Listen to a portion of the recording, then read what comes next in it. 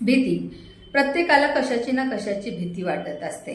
कोणाला अंधाराची भीती वाटते, तर कोणाला उंच चढण्याची भीती वाटते, कोणाला पाण्याची तर कोणाला आगीची भीती वाटते, कोणाला ड्रायव्हिंग करण्याची भीती वाटते तर कोणाला एकटेपणाची, कोणाला प्राण्यांची तर कोणाला आगीची, कोणाला हॉस्पिटलची तर कोणाला स्टेजवर बोलण्याची देखील भीती वाटते किंवा कोणाला बिझनेस डील करण्याची भीती वाटते. तर भीती ही एक मानसिक अवस्था आहे. भीती म्हणजे काय, तर जी गोष्ट घडलेलीच नाही ती सतत वारंवार आपल्या विचारामध्ये येणे आणि आपण त्याच्यासाठी घाबरून जाणे.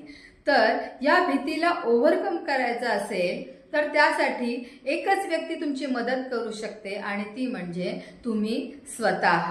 भीती आपोआप नाहीशी होत नाही, तर त्याला सामोरं गेल्यानंतर ती एक एक पाऊल पाठीमागे चालत जाते. भीती म्हणजे एक अपॉर्च्युनिटी आहे. तुम्ही जे टाळत आहात तेच त्या भीतीच्या पाठीमागे लपलेलं असतं. भीती म्हणजे एक सिग्नल आहे की जिथे तुमची ग्रोथ दडलेली आहे. तर या भीतीला सामोरं जा, कॉन्कर करा, त्याला ओव्हरकम करा.